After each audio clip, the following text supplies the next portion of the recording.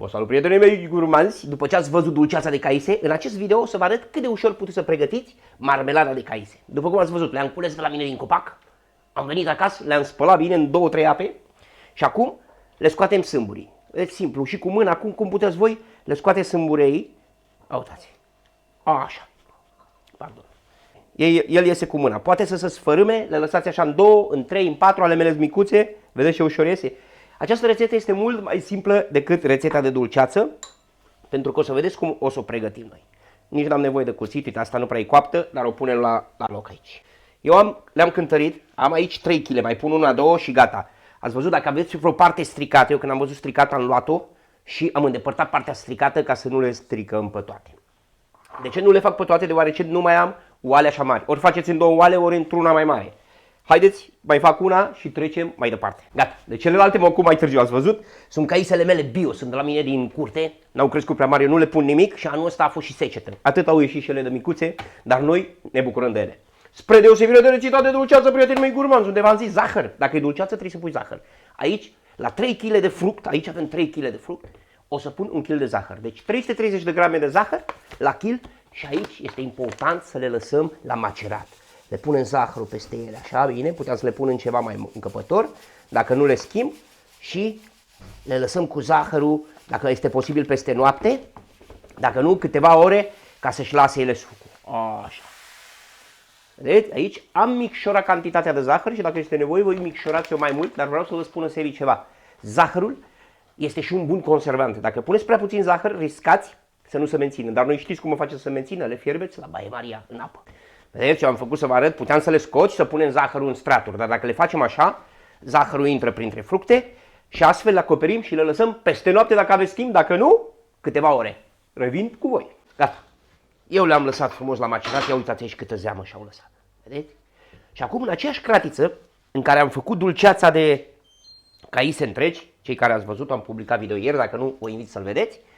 Acum le punem aici, încet, așa, Sebastiane. Încet, încet, să nu stropim prea mult. Op. Așa. Cum v-am spus mereu, o cratiță cât mai deschisă să fie. Aici o să trebuiască să le amestecăm, că altfel să prindem. Trebuie o cratiță mai mare. După cum am spus, am 3 kg de caise. Acum dau focul mai tare și aștept să înceapă să fiarbă. Și a lăsat destulă zeamă, să vedeți ce bunătate de marmeladă scoatem aici. Să amestecați în ele până fierbe, să nu se lipească de fund. Și acum ce facem? Îi punem sucul de la jumătate de lămâie, cum am făcut și la dulceață. Așa. Toarceți bine, aveți grijă dacă are sâmburi să-i scoateți. Pe de altă parte, eu îi adaug un praf de sare să echilibreze gusturile. Am adăugat și la dulceață, dar am uitat să vă arăt în video. Le amestecăm, ce frumos miroase lămâia. Le amestecăm și le lăsăm să înceapă să fiarbă bine. Este foarte simplu, această rețetă este mai simplă decât dulceața, o să vedeți. Vedeți cum am spus și la început, la dulceață, aceasta este spuma de la zahăr, lăsați-o în pace. Aceasta nu ne face niciun rău, această spumă. Și dacă vreți, și aici putem să-i adăugăm puțin unt. Ați văzut 5 grame de unt? Este foarte bun. Pentru mine, mie îmi place. Dacă tot îmi place untul, adaug 5 grame de unt. Vedeți? Ca la rețeta de dulceață de caise. Vă invit să vedeți și rețeta dacă n-ați văzut-o. Le amestecăm și le lăsăm să fiarbă. Este important aici să amestecați din când în când să nu se prindă de fund. Cum avem un strat mai gros, lăsați la un foc moderat și să fiarbă. Am lăsat-o să fiarbă aproximativ 40 de minute. Vedeți încet, pluș, uitați cum. Ea s-a îngroșat deja. Și o las să fiarbă întâi așa și după aceea o trec prin blender. De ce? Că după ce o trecem prin blender, trebuie să avem grijă să nu se lipească dacă mai lăsăm să fiarbă. O lăsăm, dar trebuie să avem grijă să nu se lipească. Și aici la fel, din când în când amestecăm, deoarece zahărul e periculos și se lipește. Acum iau blenderul când e caldă și începem să o facem. Uite așa. Când e caldă, ridicăm. Apăsăm și ridicăm. Haideți să vedem. Vedeți? Dar eu îi las și câteva bucăți așa mai mari, să nu fie de tot pastă. O pun înapoi la foc. După cum v-am spus, acum cu mare grijă trebuie să amestecăm în ea.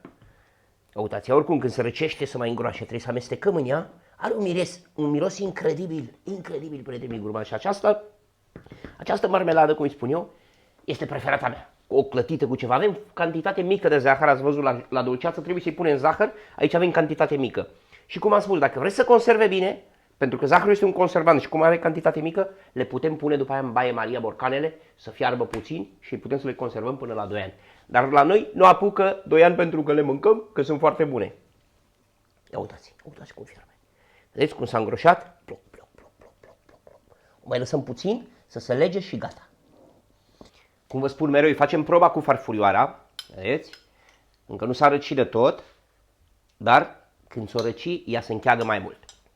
Acum ce fac? O dau la o parte de la foc și ce vreau să vă explic, prietenii mei gurmanzi, timpul de fierbere diferă de la fruct la fruct, în funcție de cratiță, în funcție de foc, de intensitate, cât de zemoase au fost fructele, poate să difere și voi mereu îi faceți această probă. În cazul meu a stat aproximativ 40 de minute, le-am trecut prin blender și după aceea au mai stat 10-15 minute la foc mic, le-am amestecat, până consider eu că sunt de ajuns de tari.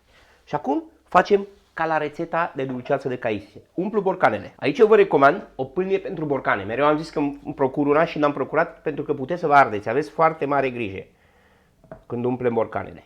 Așa. Vedeți, am umplut primul borcan. Acum am arătat, punem probăm de dori și punem capacul. Și ca să videze mai bine, îl întoarcem cu fața în jos. Așa o să procedez cu toate. Gata. Am terminat rețeta noastră de marmeladă. Vedeți, avem 4, 6, 7 borcane de 450 de grame. După cum ați văzut, este o rețetă foarte gustoasă, ușor acrișoară. La 3 kg de fructe fără sâmbure am folosit doar 1 kg de zahăr. Deci ceva extraordinar, l-am gustat. Probați cu rețeta de clătite, cu ce vreți voi și în video următor o să vă arăt o prăjitură că mi-a mai rămas caise. Prietenii mei gurmanzi, nu uitați să ne bați aflați iubiți, ne vedem într-un nou video. Bye bye!